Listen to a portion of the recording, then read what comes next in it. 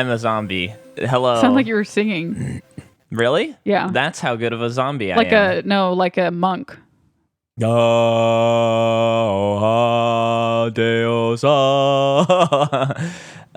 Which isn't there singing kind of like that in the next movie? Yes, there is actually, yes. But we can't get to that yet. Yeah. Hello, everybody, Hello. and welcome to the Macaw Podcast universe. You know us, you love us, but maybe there's some new people listening to this one. And for you newbies, my name's Micah Macaw. My name's Jordan McCaw. And we are married. We've almost been married for 3 years. And we are best friends, and we are quarantined together, and we love each other very much. But that's not why you're listening. You're listening because we talk about movies. We talk about film franchises. We exist to prove people wrong when they say The sequel's never better than the original. that is true. So here we are, and let's flash back 1 week. Right? Sure.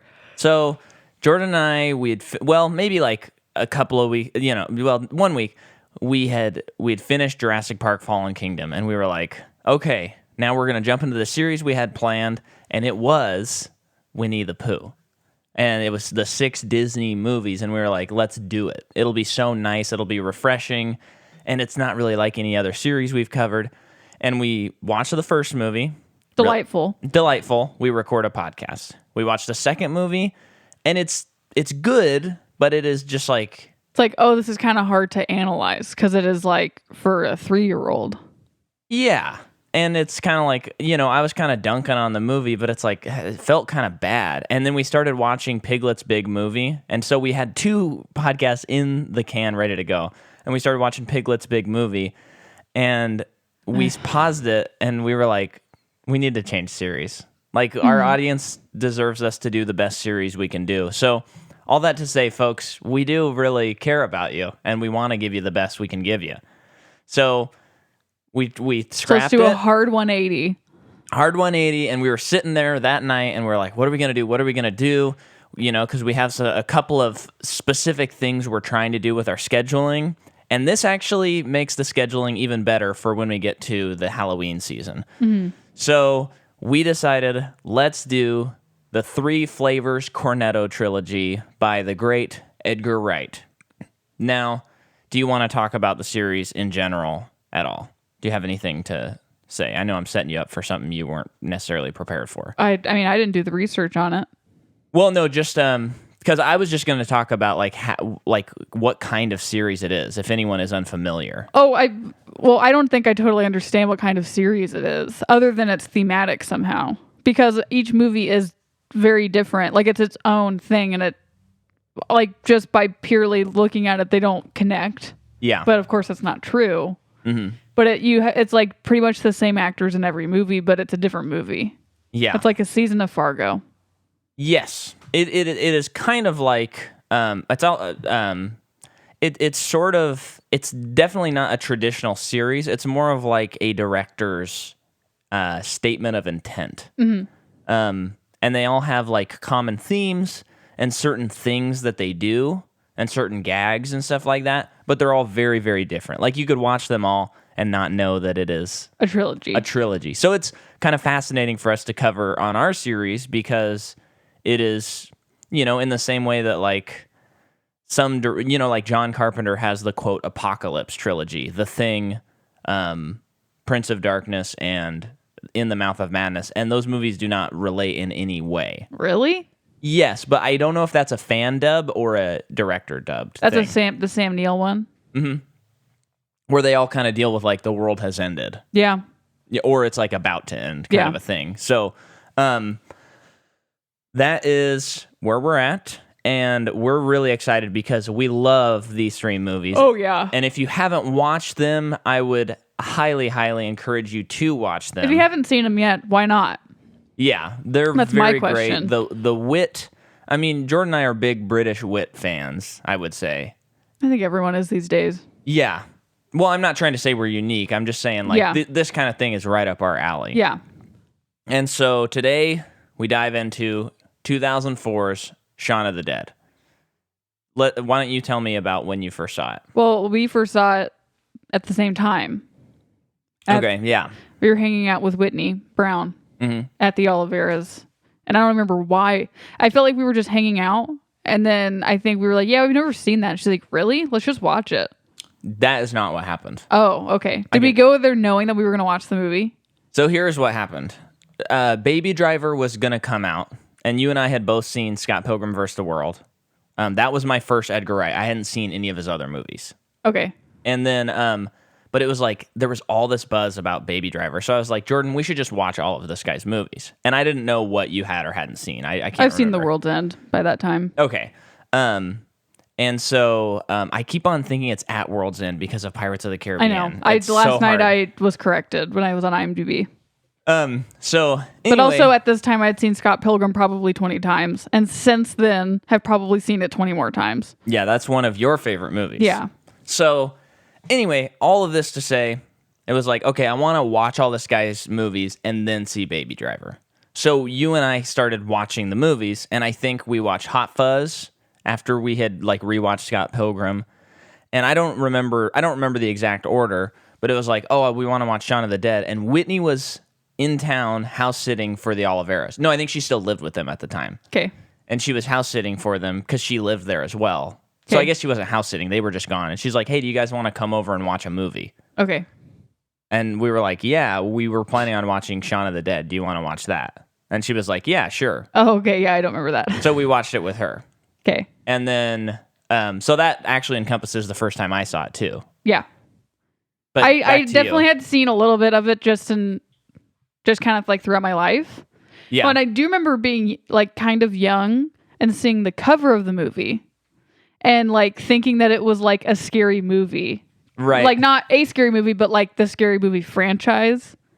I thought it was like one of those movies. Oh, okay. Where it's like making fun of a lot of horror movies. Yeah. But oh, yeah. Yeah. you know okay, what I mean? That's what I thought that the movie was. Uh-huh. And then I think eventually I figured out that it was just a zombie movie that was a comedy too. And then it was kind of like when we did finally watch it, it's like, how in the world did this take me so long? Oh, that is the same way I felt. Yeah. And like even at this, like I really like zombies. I don't like zombies so much that I've seen The Walking Dead. I'm a sane person, but I'm just kidding. People who watch that show are not insane. I just don't find it that interesting. But super into zombies. So it's just even more confusing that I'd never seen it. Yeah. Well, I think what is really cool about this movie, just to front load it already, is that, yes, I think I grew up too thinking it was like, I looked through Robert Ebert's review just a little bit ago. What do you think? And he wasn't like crazy about it, but I think he still gave it like 3.5 stars. So he definitely thought it was a good movie. And he appreciated, because he was so overloaded by zombie movies at this point. Yes. That he appreciated that most of the gags and stuff like that were from like character stuff instead of like, look, a zombie's doing that silly thing. Look, that's funny thing is happening. Yes. What's a creative way we can kill a zombie? Because he was like so done with that. And I think growing up, I always knew that this was like a good movie because Shane really liked it. Yeah. And so it was like something he watched a lot. But I just never got around to seeing it. And it was one of those things where I kind of, when I got into my like elitist film viewing, I just assumed it was like a trashy, like stupid comedy. And it isn't. It's a very character-driven movie. Well, it's like, that's kind of a funny... I'm curious when you saw Scott Pilgrim, because anyone who's seen Scott Pilgrim... I watched it with you for the first time. So that would have probably been around the same time. I was kind of like new to Edgar Wright. I just knew he was good. You had seen Scott Pilgrim like 3 years ago. Like how, and this is, I mean, I'm not exempt from this, but like, why would anyone watch Scott Pilgrim and not think that his other movies are not good? Like, like not going into them being like, oh, that one's probably dumb though. And it's like, but have you seen Scott Pilgrim? Like that is like the most layered comedy I've ever seen. And I misspoke. We were on a Seance tour, and Grayson is a huge Scott Pilgrim fan. Yeah. Huge. So you watched it with him? And he brought it on the tour, and we watched it in the RV. Yeah. But the generator was going, and we could only turn the TV up so loud. So it's like, I watched the movie, I knew what happened, but I would say I missed, because of how packed that movie is, yeah. I probably missed like 65% of the jokes. Totally. And like dialogue. Yeah. It was like more of a visual thing. And I was like, oh, that's cool. But then when you and I watch it, I was like, oh, this is not like a cool movie. This is like a masterpiece. Like no one has done this before. No. So let's talk about Edgar Wright a little bit. Okay. Because we are some of the few people who have seen his very first movie. Yeah. A Fistful of Fingers. Yeah. Really bad movie, guys. Really, truly terrible. Truly terrible. It was like, but I would say very encouraging. yes, yes.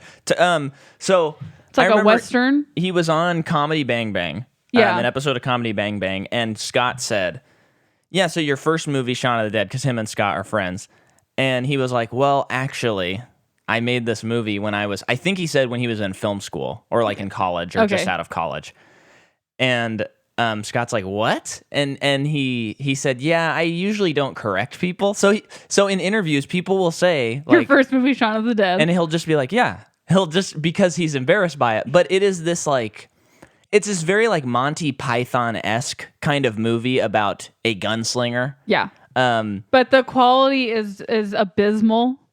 Well, and like the acting is pretty terrible. Yeah. There are definitely funny parts of it, but it just really feels like someone's first movie. Yes. And there's no budget. No budget. At all. But what's crazy about it is like, so it's not a good movie. It's really encouraging for someone who is also creative. Yeah. And like, oh my gosh, he is like one of the best filmmakers currently working. And it is so encouraging to know that his official first movie was not good. And to see that his follow-up movie, Shaun of the Dead, is like, oh, that's his potential. Right. Well, and if wait, when did the first one come out? let me check. But the other person it reminds me of is Stanley Kubrick. Because do you remember his first movie is like utter garbage? Oh yeah, it's like hard to watch. And it's him. It's called Fear and Desire, and it's him like, you know, it's like a young person trying to make all these huge points about life, but they don't have enough life in them to like make those points. Yes, is how the Kubrick movie felt. 95 was Fistful of Fingers. Okay. So 9 years later, he makes Shaun of the Dead. So it is very encouraging that like you can make something bad and you can grow and you can get better. Yes. And then you can make like a comedy classic. And I think that you have to like barf out the bad stuff. At a certain point, a lot of the times for people who are creative, like that's a first draft of things. Like I've just been, I guess, mostly speaking to writing. Mm-hmm. But like a lot of the times it's just the first draft is just like utter garbage because you just need to like barf it all out. Right. But yeah, I mean like it's just you have to sometimes make something that's not that great, and because you get it out of your system / maybe it allows you to do something better. Yeah. Down the road, which it did. Well, and hopefully as you're growing as an artist, you know, I look back on Till Life Turns Over, my first album. And actually the last time I listened to it, I was like, this is better than I remember, like than I'd convinced myself it was. But I feel like if you compare Till Life Turns Over and Imbalances, it's like night and day. Completely different. Yeah. And it's like 100% better Imbalances in like every aspect of it. And that's what you want. Mm-hmm. So after Edgar Wright does that movie, in 96, he begins doing some TV work. Okay. And so from then on, he's doing TV work. And in his next thing after Fistful of Fingers, he directs some stuff in this TV miniseries called Asylum. And Simon Pegg is involved in that. What kind of thing is that? That is a surreal black comedy about an assortment of odd characters trapped in an asylum. So he directed all of it. That sounds good. And I don't know if that's where they met. I feel like they've been friends for a while. But so they're doing stuff, and then they work on this show together. Like Simon Pegg created it with this woman named Jessica Hines, and then Edgar Wright worked on it. Who is the girl in the movie that they keep running into each other? Oh, with the golf club. Yeah. That's very cool. I didn't realize that. So it's a show called Spaced, and this is kind of like the beginning of like Edgar Wright, I would say, because I follow him on Twitter, and he talks about Spaced quite a bit, and there's like definitely a very large cult following of that TV show, which is free on IMDb TV, so I know what I'm doing at work next time. But I'll still be doing work. It's just on in the background, okay, folks? Believe me. So they work on that, and then Edgar Wright is like, hey, I want to make this movie. They have this idea from an episode of the show Spaced. So there's this episode where Simon Pegg's character is like high on this drug, and he's playing Resident Evil 2, and then he hallucinates that he's fighting zombies. Cool. And then Simon Pegg had lived with Nick Frost, and so they kind of like built that into the movie, and then all of them would go to this pub, and Edgar Wright was always trying to like get him to go somewhere else, because like Simon Pegg and Nick Frost would like only want to go to this one pub, and Edgar Wright's like, let's go anywhere else. Yeah.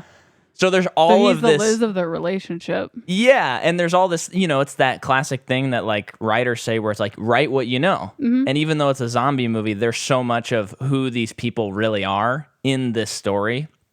And it comes across as very lived in and well written. Yeah, the premise on IMDb of the movie Shaun of the Dead is like so perfect. It says a man's uneventful life is interrupted by the zombie apocalypse.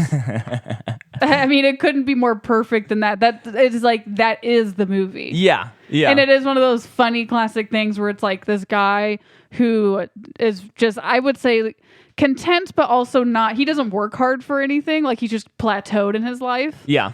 And his girlfriend mostly is asking him to like better himself. Like, you can be better. Yeah. And it takes a zombie apocalypse for him to find his potential in being a better person. Yeah. And it's just such a wonderful metaphor. Absolutely. So all that to say, they began working on the movie. Edgar Wright directs it. It's written by Edgar Wright and Simon Pegg. The music is by Pete Woodhead and Daniel Mudford, who I did not find anything else that they've done. Daniel Mudford had done some other stuff, but it was nothing recognizable to me. Okay. Cinematography is by David M. Dunlap, who does a lot of cinematography on Orange is the New Black, House of Cards, Gossip Girls. Okay. Doesn't work with Edgar Wright again. Okay. And then you had asked about the editing in the movie. You were like, oh, we should keep track of the editor because the editing is such a part of Edgar Wright movies. Yeah, his style and like the match cuts and then the quick zoom-ins and cuts and all that stuff. So the person who did this movie his name is Chris Dickens, and he only edits one more Edgar Wright movie, which is Hot Fuzz. Oh, okay. So I think that goes to show, obviously, he edited this movie very well. But it has to be a close collaboration. I just assume that Edgar Wright is close collaboration. And I'm assuming he writes most of his scripts too. I just have never really looked at that, but I just assume. Edgar Wright has written all of his projects with Simon Pegg, except for Baby Driver is a solo Edgar Wright. So I'm sure that his script, an editor can look at it and be like, that's how it's supposed to be too. Yeah. And then just to say, Edgar Wright did the screenplay for Scott Pilgrim, but he obviously did not write Scott Pilgrim because it's based on a graphic novel. Yeah. But but I think what this kind of shows me is like Edgar Wright, that is his style. It's not like the editor is making those decisions. Mm-hmm. And I'm sure they like you said, they're collaborating really well. It just shows that he's good at that is his style. He's good at collaborating with people. Yeah, because I watched this movie and I can see like all the stuff he does in his latest movie, Baby Driver. Yeah. But Chris Dickens has also done Slumdog Millionaire, Les Mis, The Double, the Jesse Eisenberg movie, which is really an interesting movie. I haven't watched it in a while, but I would throw that out there if you want a very depressing movie to watch. Yeah, don't watch it if you're in a really good mood. Right. Because it'll take you out of it. It kind of messed me up for an evening. Yeah, it deals with a lot of suicide, right? Yeah.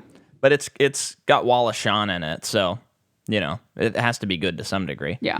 So the movie in the U.S. comes out September 24th, 2004, and we were off on the budget when we were guessing last night. The budget is $6.1 million. Wow. So that makes sense to me. Yeah. Domestically, the movie makes $13.5 million, and worldwide it makes $30 million. Great profit. Yeah. Do you want to pipe in on anything give me a second to look at some other stuff real quick? Are you going to explain the cornetto thing? Yes. Okay. Well, let me jump to that actually. Yeah. It's so this is called the Three Flavors Cornetto Trilogy.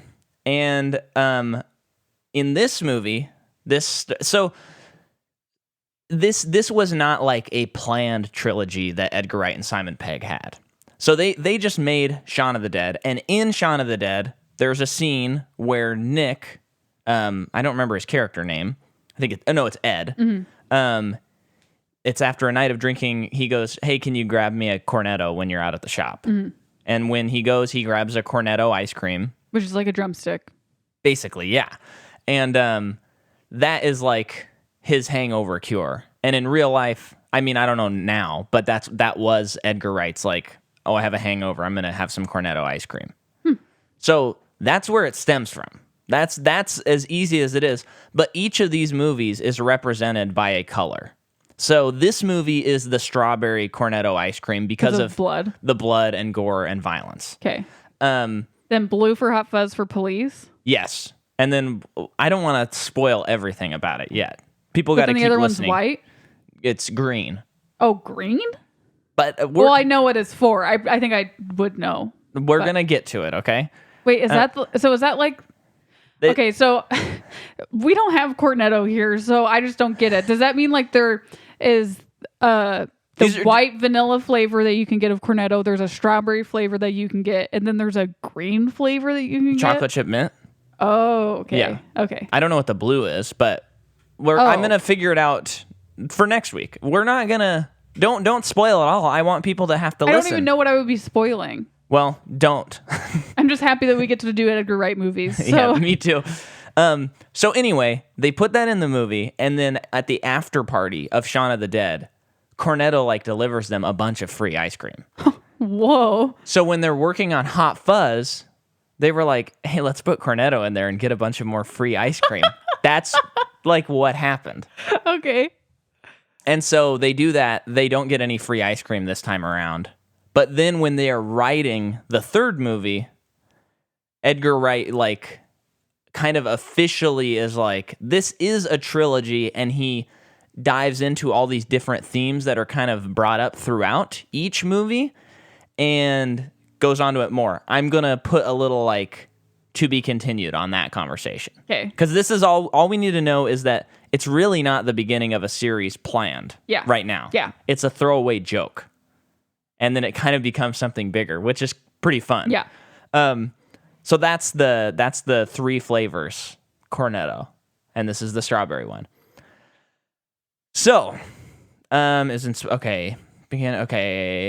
Someone from like a reporter from Billboard magazine attributes this movie to the resurgence of the Queen song "Don't Stop Me Now," and they bless you. Thanks.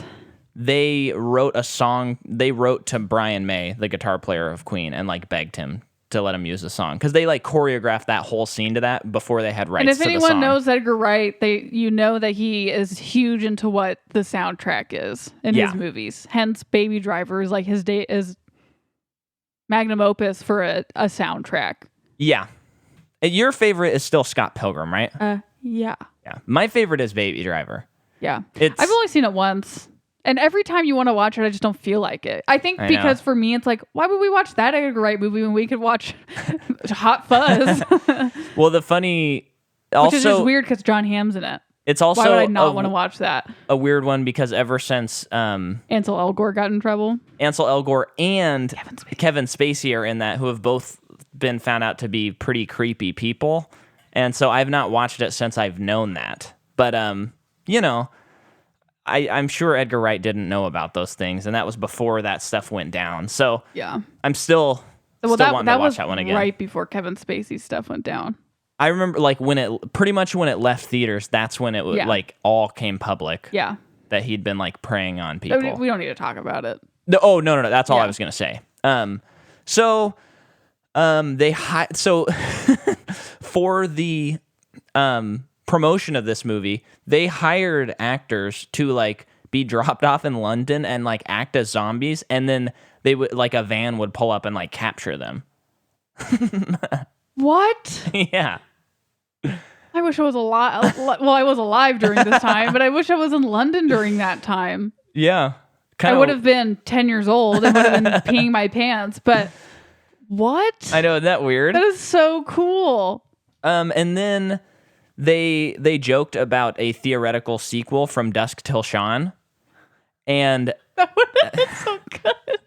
I know, but what's cool about it is apparently the someone from the Spider-Verse movie, like someone in the production of Spider-Verse, like contacted Edgar Wright and asked what a good like alternate movie of his could be that they could like include in the background of Spider-Verse.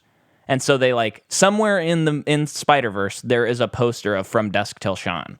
What? Yeah, isn't that cool? Jeez, this guy's like a pop culture icon. Yeah.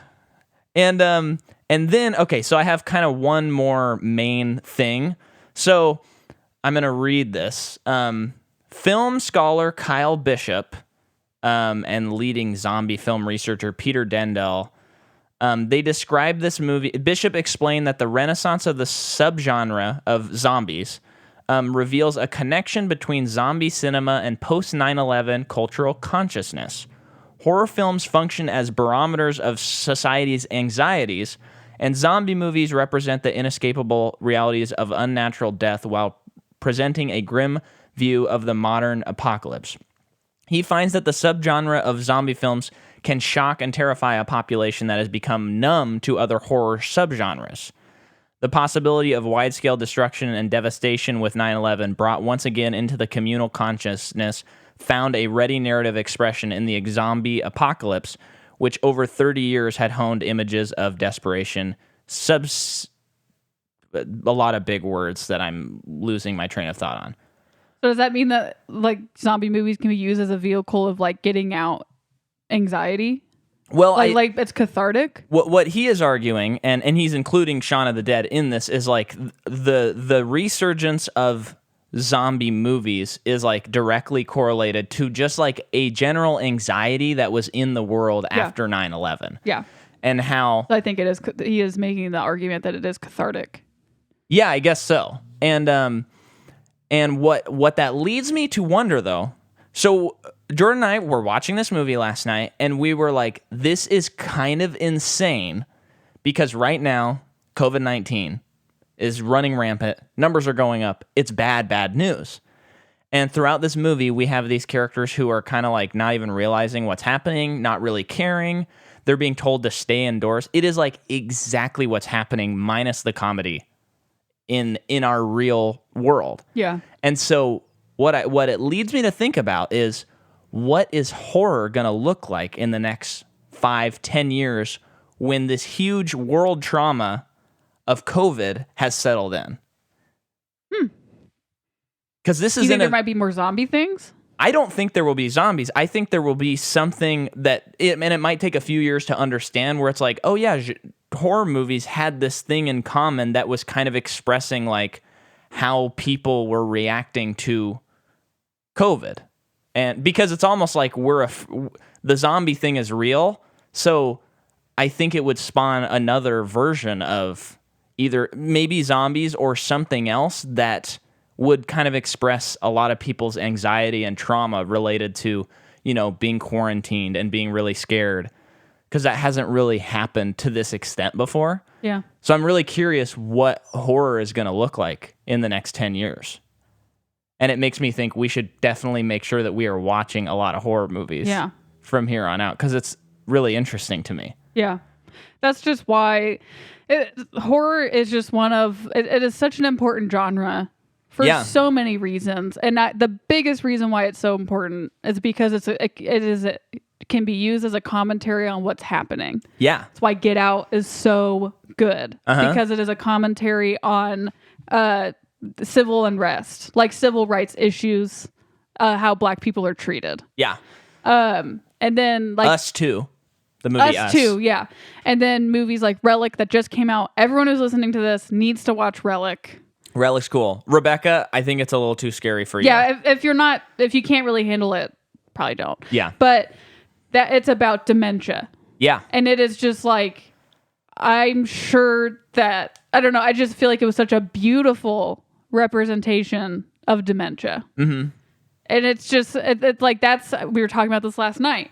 It's what sets great horror movies apart from all the trash. Right. And the interesting thing about horror movies is they're either, I just feels like they're either great or terrible. Right. And what's interesting is all the time when I watch a horror movie trailer, it's always piques my interest. Yeah. But most of the time I won't see it in theaters because it's usually not good. Uh-huh. The few that have like grabbed our attention was It Comes at Night. We saw that in theaters. Great. And it lived up to expectations. And Hereditary.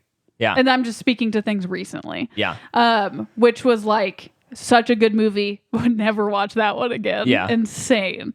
I would watch It Comes at Night again. I would watch It Comes at Night yeah. again. Hereditary is just it was too much. But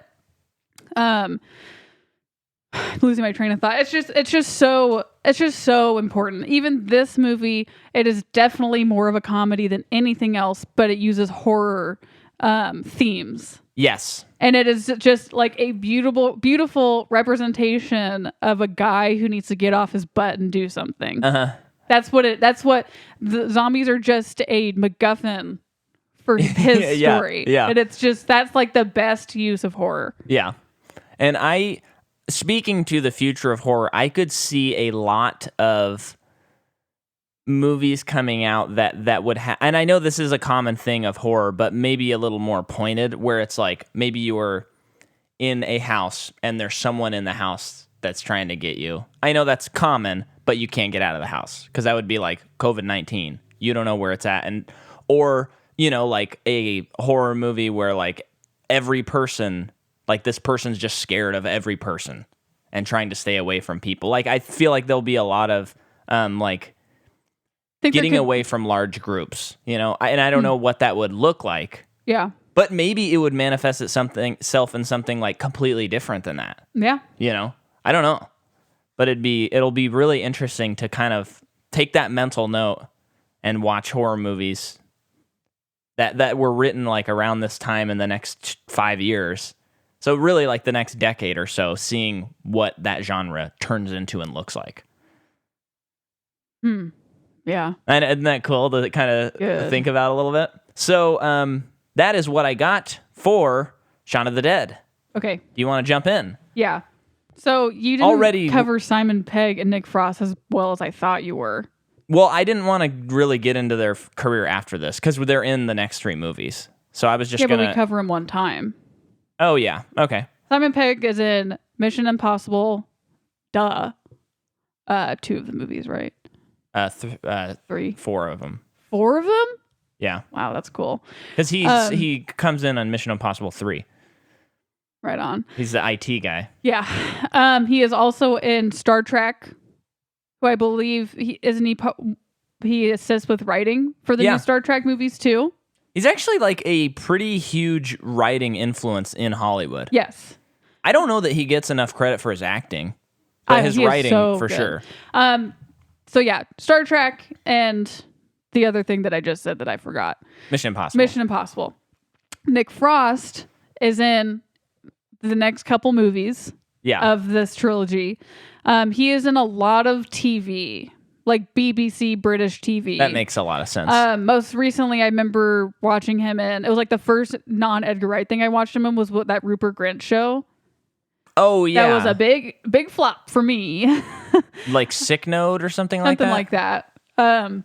So I haven't seen Nick Frost in many things outside of Edgar Wright stuff. Yeah. That's Nick Frost. Yeah.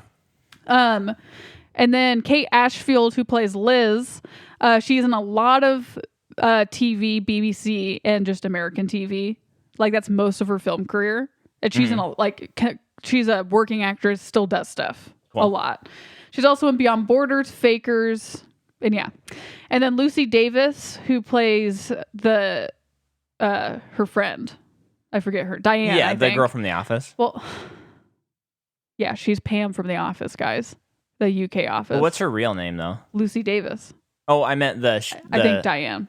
In the show. What? Oh, in the show? Yeah. I don't know. I'll look it up. So she's in the UK Office. She is the OG Pam She's also in Wonder Woman, the newest one. If we have any listeners from the UK, they're gonna be like, the OG Pam. No, she is. I know. Pam is her. What a travesty I just said. She's Dawn in The Office. Okay. Yeah. She's also in Garfield: A Tale of Two Kitties. And she's also in a ton of TV. Like a ton of TV. Saw that she's in an episode of Bob's Burgers. Oh, cool. Even Family Guy.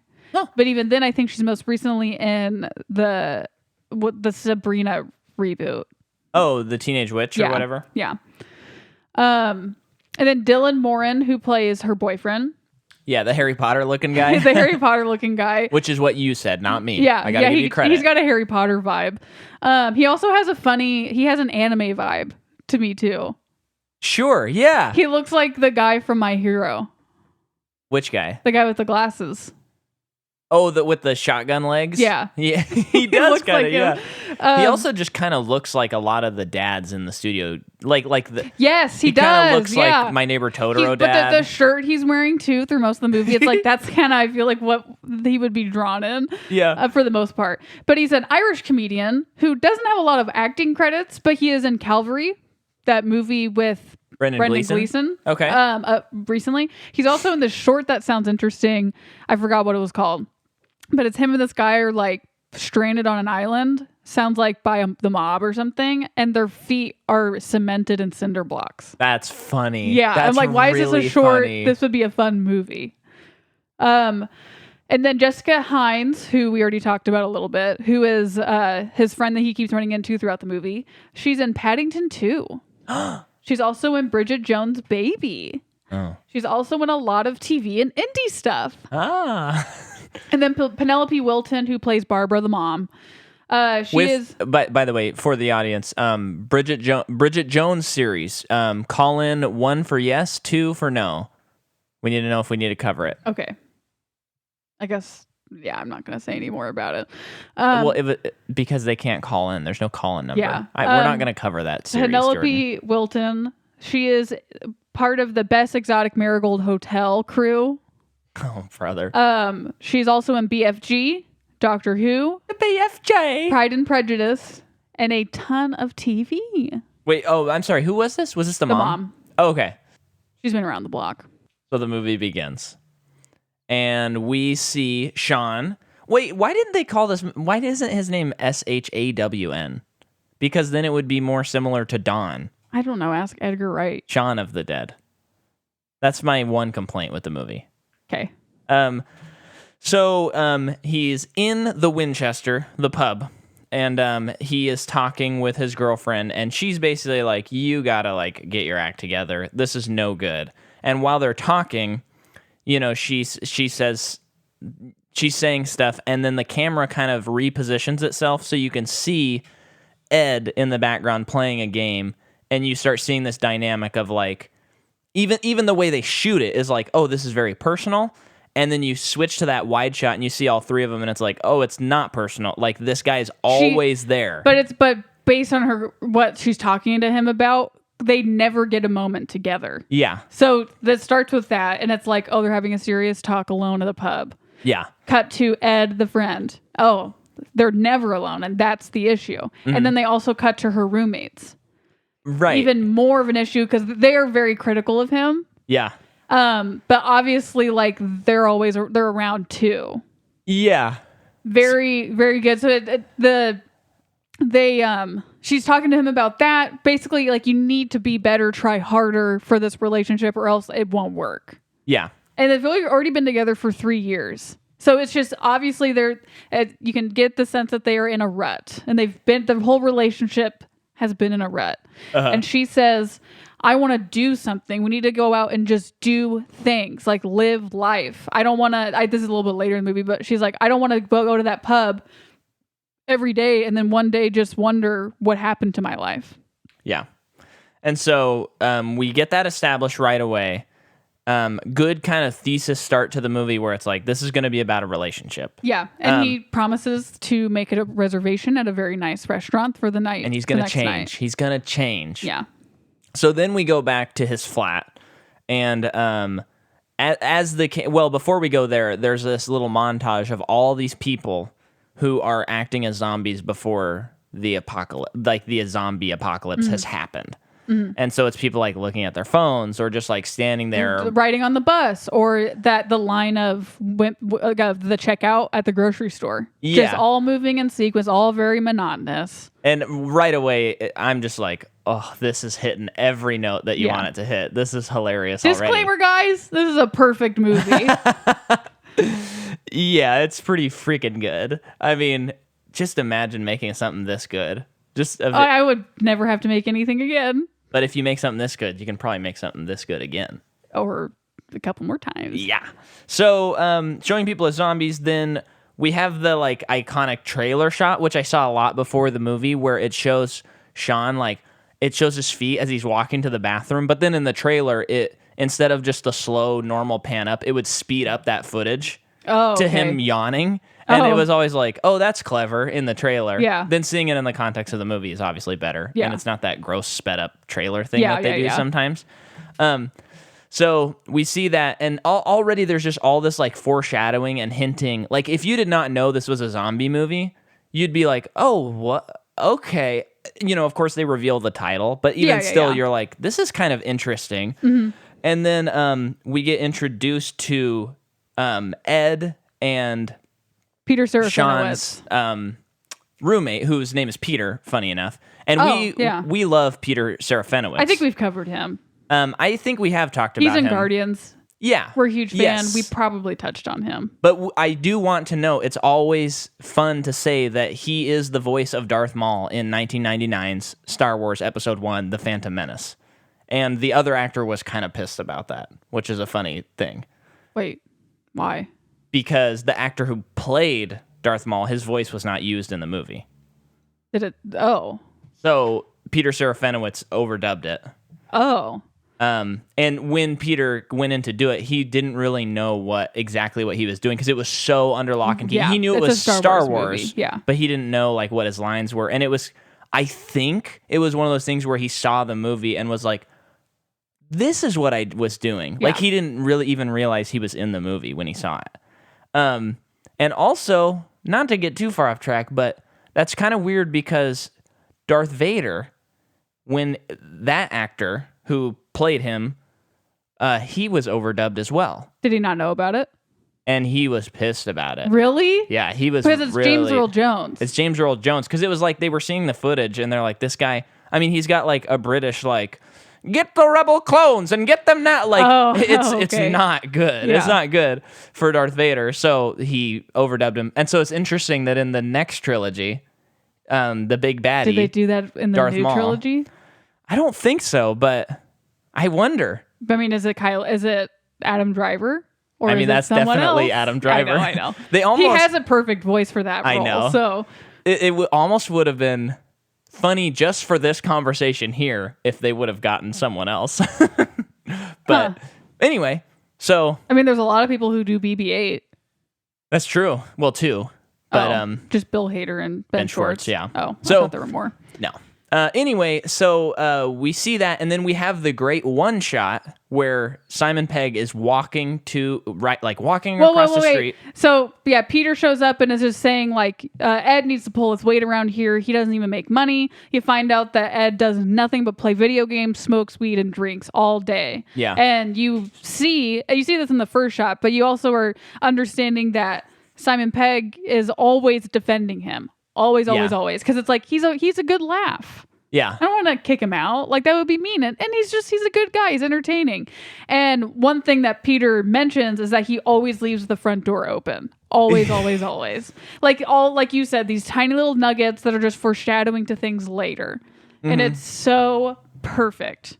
Again, well, it's perfect really, movie. really smart comedy writing. Yes. Because instead of like, because there's like the Airplane style of comedy. Yeah. Where it's like slapstick. Like slapstick and just like crazy and like very stupid but very aware. I'd also put like Hot Rod kind of in that category as well. Then there's like, this movie does kind of get into social commentary and stuff like this, but it's just really smart writing where it's like Setup, payoff, setup, payoff. To the point of like the vinyl records that they use are like a setup and payoff. Like everything is set up, so you're just like getting primed to laugh. And then when you rewatch it, you know that it's being set up, so it's even funnier the second time you watch it. That's why there's like I'm sure studios, when it's time for Edgar Wright to come out with a new movie, they're just like, please go with us. I mean, I don't really know how it really works, but it's like that.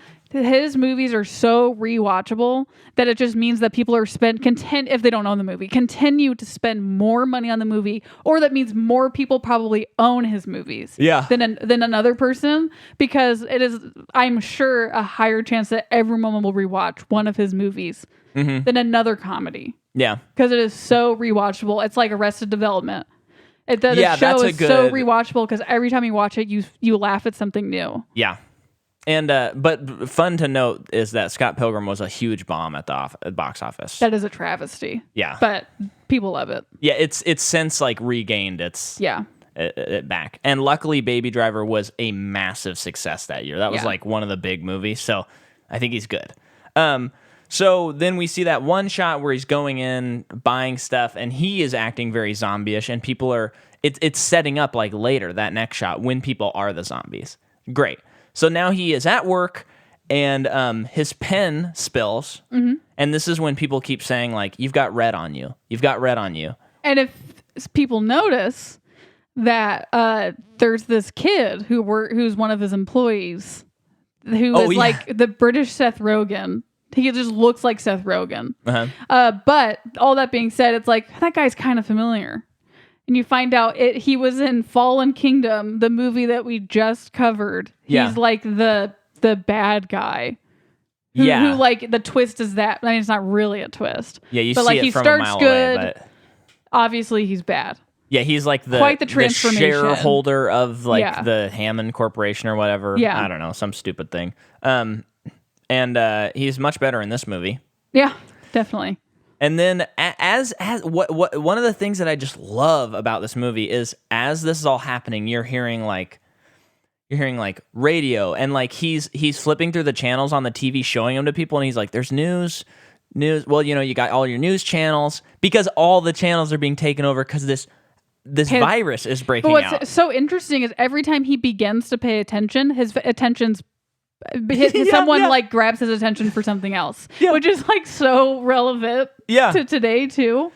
Absolutely. And it's so one of the things I wanted to read, when he gets back home and he's flipping through the channels, he flips through each channel, but there's a break, but it says all the information. So it says, although no one official is prepared to comment, religious groups are calling it Judgment Day. There's change channel. Panic on the streets of London, change channel. As an increasing number of reports of change channel. Serious attacks on change channel. People who are literally being change channel, eaten alive. Change channel, but witness reports are sketchy. One unifying detail seems to be that the attackers, in many instances, appear to be change channel, dead, excited to have with us here. And that's just great writing. Oh my gosh, it's just so great. So, you know, this is all happening, and I love this because really, it actually, it's still really, really funny. But I think I'll just speak for myself. There is absolutely a level of like, before Corona got to America, the coronavirus, it was like, okay, I'm reading about it and all that stuff, but it's not going to happen here. I don't really need to worry. I just don't need to worry about it. So I'm doing all these things. And, you know, going places, and I'm getting, like, slightly worried, but I'm like, it's going to be fine. Like, this stuff doesn't happen in America. Yeah. Is what I selfishly and, like, pridefully kept thinking. And now it's here, and it almost is like, you know, we weren't prepared for it. Yeah. Well, at least the government was not prepared for it. And so it's kind of... It's very cathartic watching this movie now. And it's so relevant. It's probably like the perfect like movie to watch during this time if you need like a cathartic experience. Yes. So So he has the fight with Liz. And they break up. Yeah. He misses a message from her about, you know, making the reservation later. But she calls him again, and he's, you know, trying to get off the phone quickly. So he's not listening to her. Yeah. And then when he gets home after work, he realizes he never made the reservation. Mm-hmm. Therefore, it's too late. Yeah. And therefore, she dumps him. Mm-hmm. Quite understandably. And then he goes to her apartment to try and win her back. And her roommates are there doing the same thing of criticizing him and basically being like, why would she get back with you at this point? And, you know, and she's like, you promised me that you're going to quit smoking. You promised me that you were going to get back to the gym. You promised me that we were going to like travel together. And he's like, well, we've been to Greece. And she's like, we met in Greece. Oh, I didn't even catch that. That's amazing. And the guy was like at a rave.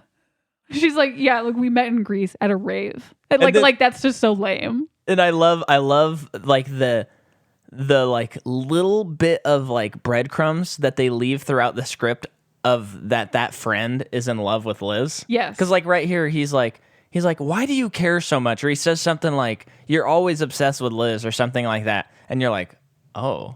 And then he's like baggage. Yeah, he turns to his girlfriend and he's like, that was so weird that he said that. Yeah. So then he goes to the bar with Ed, and he's really depressed. And in this scene, and this is a classic Edgar Wright trick, he does this in Baby Driver as well, where he foreshadows the entire events of the movie. And I pulled it up because I wanted to make sure we got it. So this is when Simon Pegg and Nick Frost are at the pub, and Simon Pegg's like mourning his relationship. Yeah, and he's like, what do you propose we do? And so he says, do you know what we should do tomorrow? And then Ed says, keep drinking. Bloody Mary first thing. So as we know... Oh, yeah. Okay, so they keep drinking this night, and then the next day, there is a woman named Mary who's in their backyard, and she gets very bloody at one point. Then he says, a bite at the king's head. So Philip's dad gets bitten. Mm-hmm. Or I mean, Simon Pegg's dad gets bitten, the king. A couple at the Little Princess.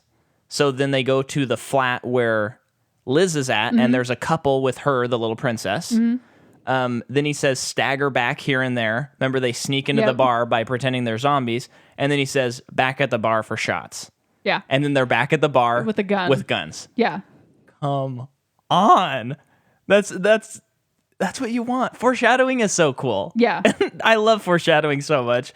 It's the best, and it also just rules when you're rewatching stuff. Unfortunately, he says it so quickly that I couldn't really hear everything he was saying because I'm not as attuned to quick British talking as much as I wish I was. Well, it's been a long time since we watched Sherlock, which I feel like is the cap of the like. You got to watch an episode maybe twice, just because Benedict Cumberbatch talks so fast and his voice is so low. Well, it's kind of hard to understand. I was thinking, I think I should have gotten it because I just watched all of I'm Alan Partridge, and Steve Coogan is pretty like on top of things when he's talking, and there's all these other British actors in that, but. I mean, I don't know. I probably missed 40% of what was said in that show, but very funny if you're looking for a laugh. So they get back and they have a fight with Peter, their roommate, because they're being really loud and listening to music.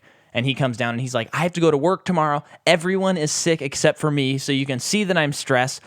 And they're like, what's with your hand? And he goes, well, I was attacked by a mugger and bit. And they're like, that's really He's like, why did he silly. bite you? And he's like, I didn't hang around long enough to ask. And then he also says to Simon Pegg about how, like, you only keep Ed around so that you don't have to be the biggest loser here. Yeah. And Simon Pegg's like, what does that mean? And he says, I think you know what I mean. And it's like, oh, really struck the chord there. Mm-hmm. So... he goes off back to bed. They continue their evening. Yeah. And next morning, we recreate the same one shot that we had from the morning before, but this time the streets are like deserted, and then there's people in the background stumbling, but Simon Pegg, hungover, is just like looking down at the ground, just like doing his thing. Yeah. Whatever. Goes to the convenience store. There's blood. There's so much blood everywhere that he slips on it, but doesn't notice. Yeah. And gets the Cornetto, gets his Diet Coke. I think it's funny that he picks up Coke and he's like looking at it. And then he opts for the Diet Coke because I feel like in his mind, he's like, oh, that's me making a better choice for myself. Yeah, I'm going to make a change. Yeah. So he just chooses Diet Coke to drink at like 9 a.m. or Yeah. something. So yeah, he goes back home, and it's just because it's a one shot, like so well blocked. Yeah. That the zombie people are so much closer to him now. Yeah. But he's still hungover, not paying attention. Just beautiful. So, well, and I speaking to One Shot, which we actually talked a lot about in our Jurassic Park series, because Steven Spielberg, master. But I do love a really showy one shot. It's really, really fun. Yeah. But these kind of one shots, I think, are better. Yeah. Because this is really like driving the story forward, and it really puts you more into what you're seeing, more into the moment, because it's a one shot. It feels it's not just doing it to show off and be cool. It is like, it serves a story purpose. And this is one where there are clearly no cuts. Yeah. You know, like Children of Men has the best like showy one, so I'm not going to knock that one. But you see one shots nowadays and they're cool, but you're like, oh, okay, they went on that guy's black, like they went over his black suit. So you're like, okay, that's a cut. Well, and then they come back 1917 is a really good example of the movie it takes place in real time. So from beginning to end, like I don't remember how long it is. The movie's an hour and a half. I think there is some time jumpage. Very, very limited. I don't think there is. Okay, so let's just say he does experience an hour and a half of time, and that's what we see. But if you do pay attention, but some of it is. Oh, there is, because he gets knocked out. Okay, I thought so. I forgot about that. But pretty much when he is awake, we are experiencing time with him. Mm-hmm. However, there are so many times that there are cuts that you don't notice. Yeah. And what's so brilliant about that movie, the way that Sam Mendes, the way that he does it is, which I've never seen this before. It's a VFX. You got to watch the VFX artist react episode on it. But they're showing that they have used CGI to like make the cuts seamless, and you would never know. No, it's very. There are like one or two, I think, in the movie that of someone passing in front of the camera. Well, yeah, there's plenty of those, but I think like when he jumps off the waterfall, you're like, oh, that's one, because he clearly turns CG. But I think that movie does it was a good experiment on the one shot. I still think that like the movie would be better if it wasn't a one shot. I think that was kind of its biggest like downfall. What? I think it kind of took away from the movie for me, because that's all I was thinking about was like, where are the cuts? And I was never emotionally invested in that movie. Yeah, you and I felt very differently about that movie. I know. I'm crying at the end, and you're just like, yeah, it was pretty good. Yeah, I was like, okay, Saving Private Ryan's a lot better. And so in Children of Men, in that like 20-minute one, are there no cuts?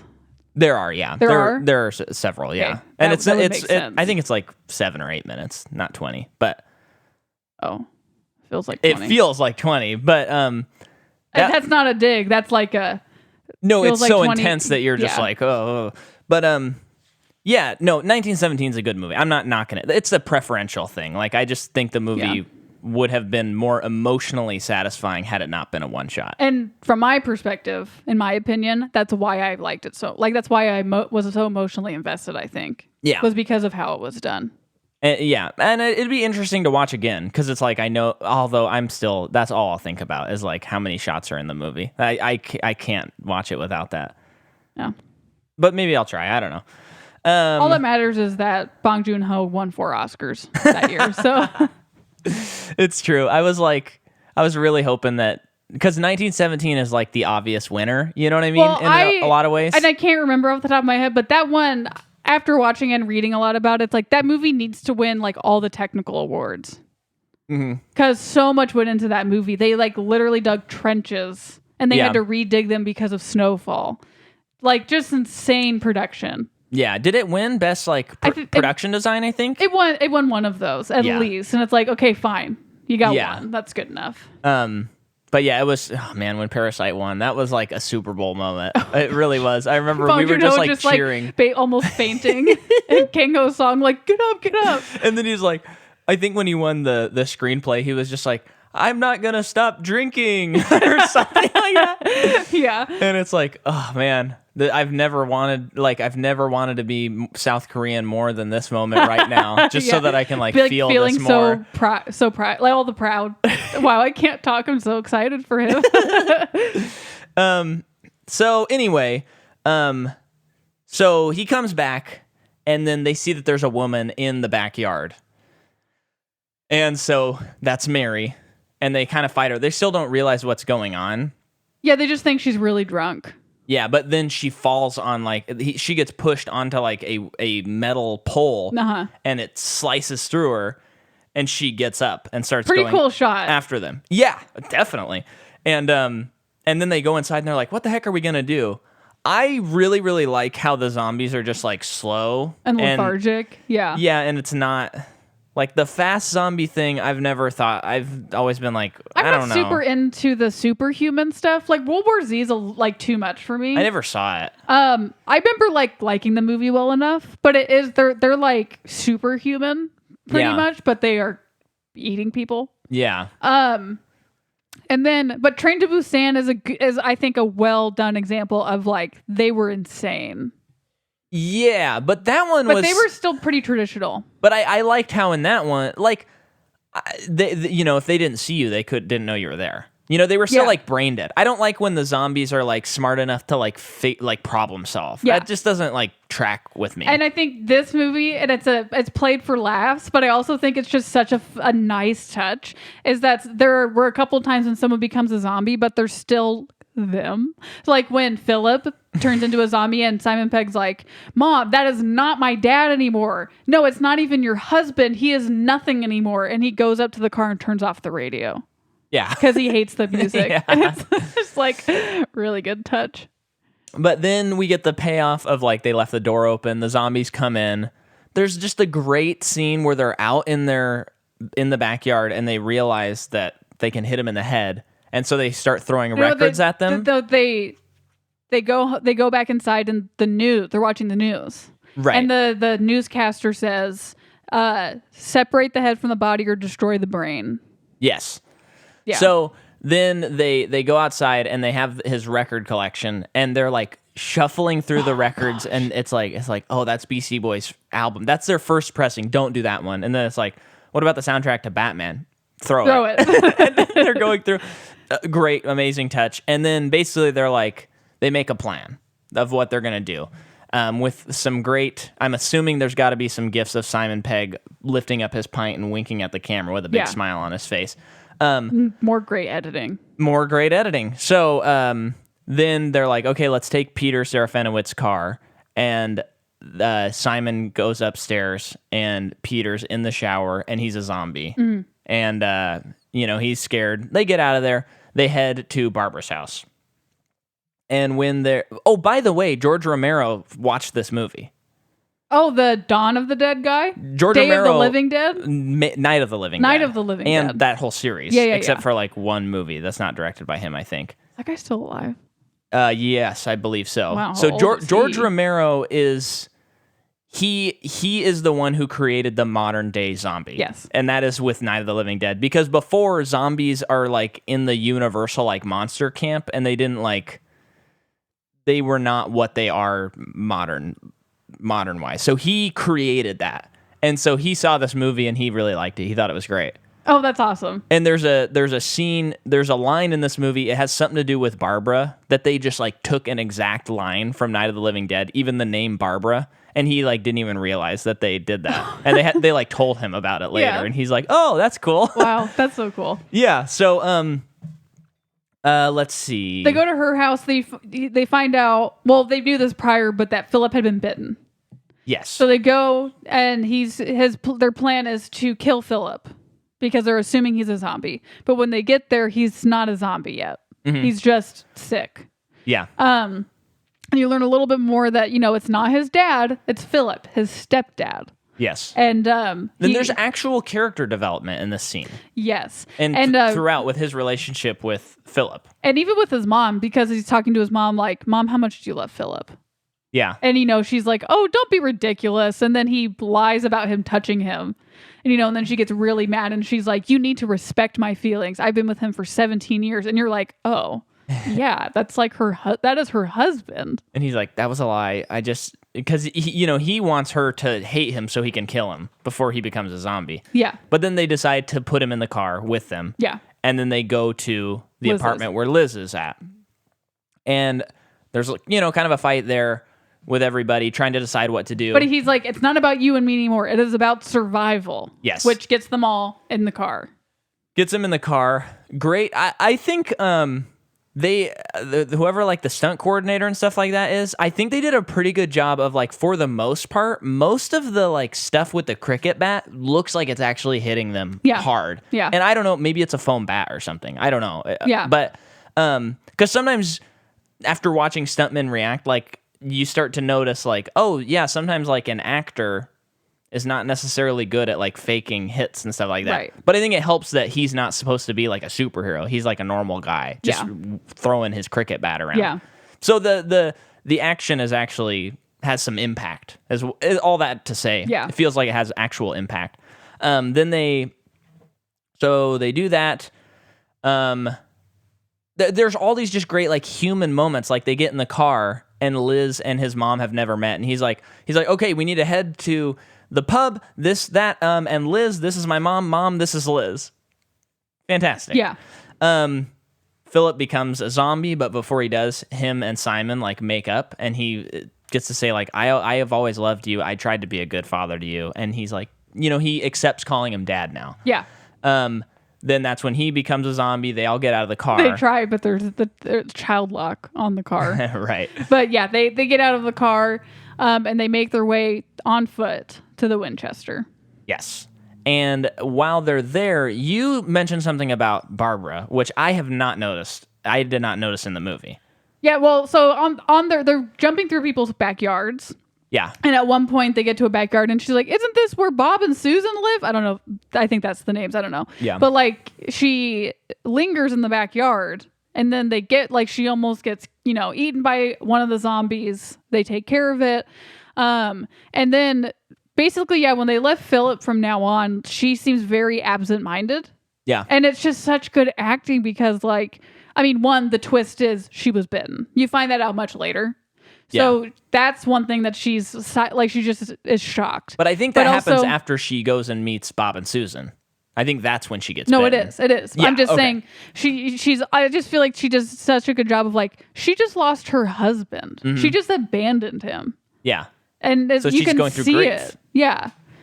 Very good. Yeah. And we also get the gag that will go throughout all of these Cornetto movies where Simon Pegg says, I know a shortcut, and he tries to jump over a fence and fails at it. Yes. It's a variation of that each time because the next movie he makes it over the fence. Yes. But the next one has probably the funniest fence gag to me. Yeah. But we'll get to that. So he jumps and the fence like falls as he is jumping over it. So they're in the backyard. The Winchester's right over the next fence, and he goes up a tiny little ladder to do the lookout. It is so, it's like just what a really good cinematography. Perfect idea. So he goes up, the camera does not follow him going up the ladder, goes up, comes down, he's completely pale. And they're like, is the coast clear? He's like, nope. They're like, they're allowed over there. Yep. And then the camera slowly lifts up, and this is the only crane shot in the movie, and it lifts up over the fence, and you see that there's like 100 zombies in between them and the Winchester. Yeah.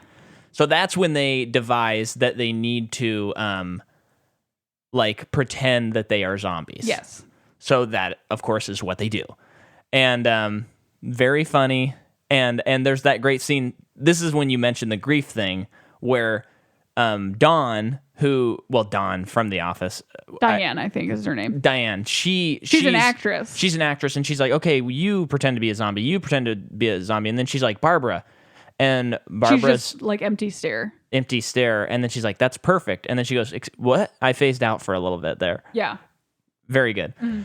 So then, and there's that funny bit where she goes, Ed. And Ed does this really weird thing. And then Shaun's like, what was that? And he goes, you do it. And then Shaun does something and he's like, oh, that's actually really good. Yeah, and throughout this time, throughout them getting to the Winchester, you kind of get the sense that, like, Ed is kind of a bit of a loser. Yeah. But, he's a guy that is all talk. Like, I'll kill, like, when Peter confronts him, he's like, I'm going to kill that guy the next time I see him. Or the next time I see him, he's dead, and he is dead.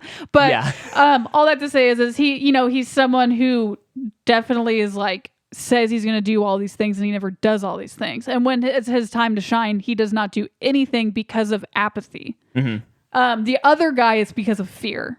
He doesn't do anything. But, like, he is just, like, when he's driving extremely recklessly. He's, like, trying to hit zombies. He's just, he does not care about other people's safety at all. Completely immature. Yeah. And so much so that he's, like, now he's just on his phone. Yeah, when he gets the call and there's all the zombies around and he's like, yeah, no, I can't really talk right now. No. Yeah, and all the zombies are coming toward them. Yeah.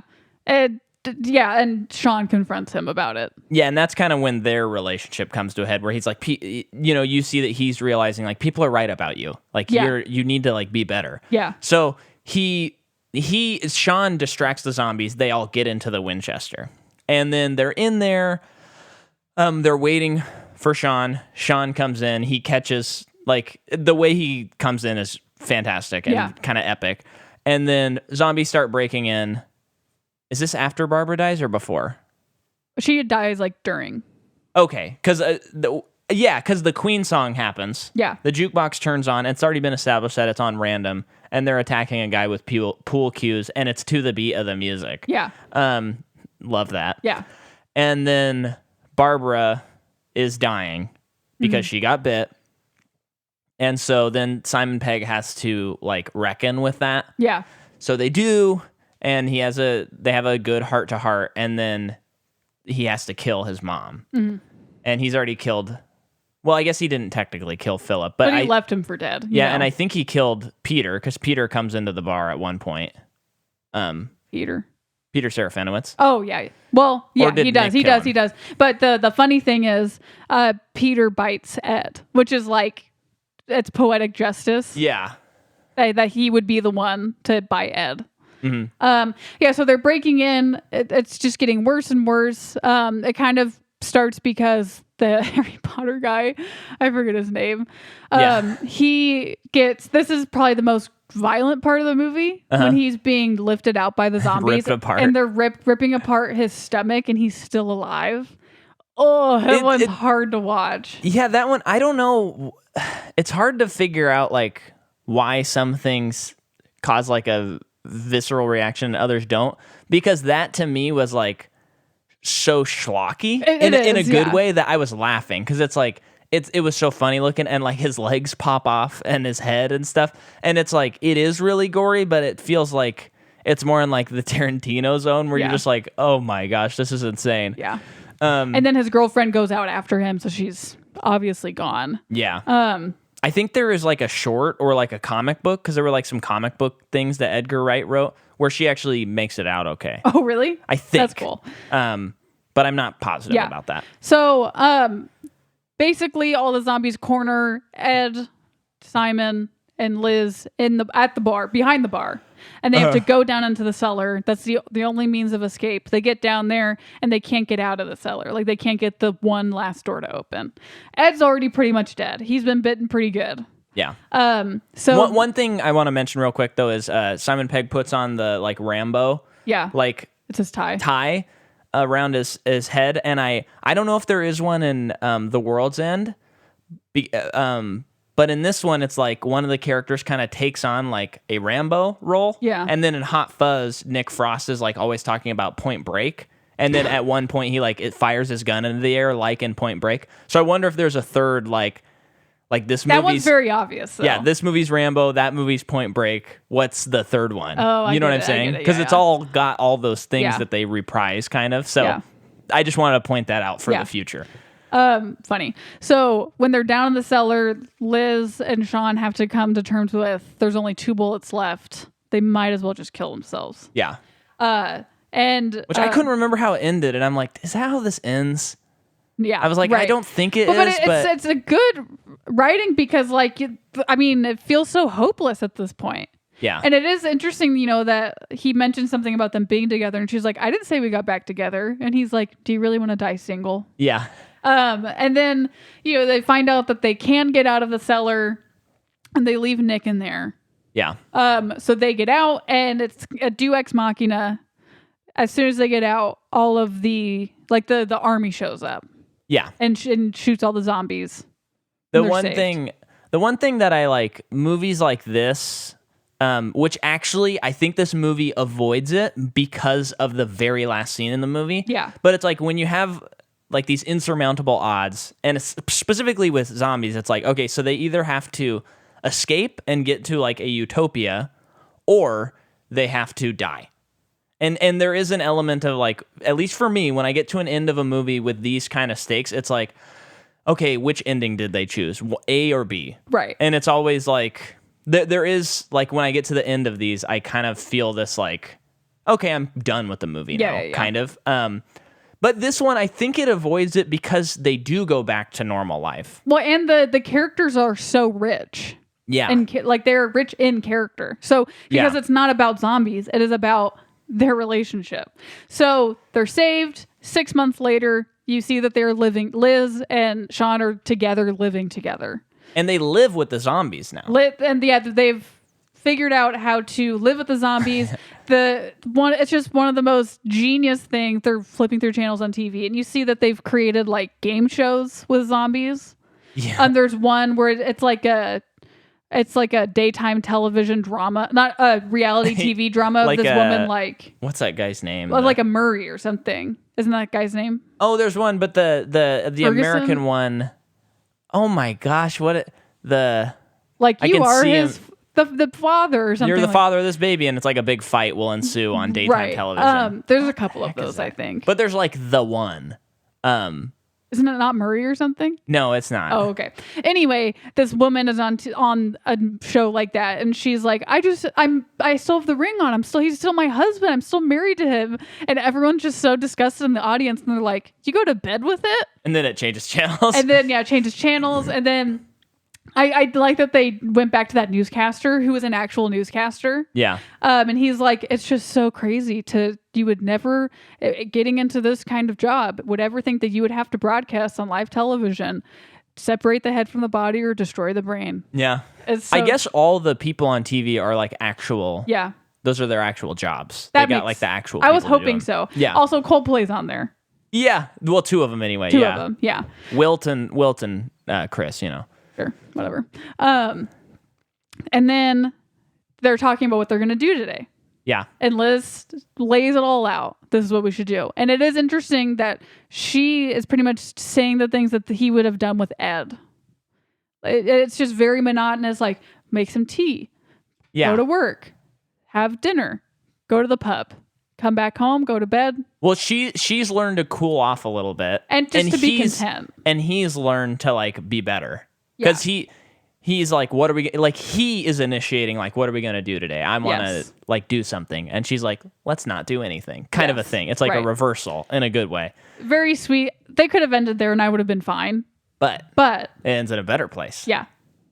Go for it. No, you go for it. He says, I'm going to go out to the shed for a minute. And she's like, okay, just 2 minutes. And he goes out to the shed. Who's out there but Ed, a zombie, chained. Because it's really about them. And that's the cute thing is like, yes, he's a zombie. It's really not Ed anymore, but at the same time, they're playing video games together. Like, it's still Ed. Yeah. But it is funny. He almost bites him. And he's like, come on, man, Yeah. And so it's really a story about their relationship. Yes. And that is Shaun of the Dead. Lovely, lovely movie. Yes. I already feel like we have probably talked more substance in this than we had in the 2 Winnie the Pooh episodes combined. Easily. Not knocking Winnie the Pooh. Yeah. But it just didn't work out. Yeah. Awesome. So next week we will be doing Hot Fuzz, which is a great movie. Couple of things though. Before you leave, folks, I put out a video last week that is me playing all the guitar. Like, I transposed a song from the score of Little Women into all guitar parts, and I made a YouTube video, and it's the song. So like violins are guitar, cellos are guitar, all of this stuff. It's really, really cool. I really would love for everybody and their mother to see it. So please watch it again, share it. Please, please, please share it. And then also patreon.com/Micah McCaw. This month we're talking about The Incredibles. Okay? For as little as $3. And I know there's a couple of you that are probably like, I've been thinking about it, I'm not sure. Just pull the trigger. It's literally less than a cup of coffee. Come on. Once a month, $3. Do it. You will enjoy yourself. If you like this, it's the same thing, but we're doing movies that only have 2 movies. Yes. So hit that up. Do you have anything, Jordan? Not right now. Okay. Also, I did write an article on ultimateactionmovies.com about the music of Mission Impossible. Yes, Fallout. that's good. So check that out too. But especially the Little Women. That's what I want to push the most right now. That's on my YouTube, Micah McCaw YouTube. So thank you for listening, and we'll see you next week. Bye.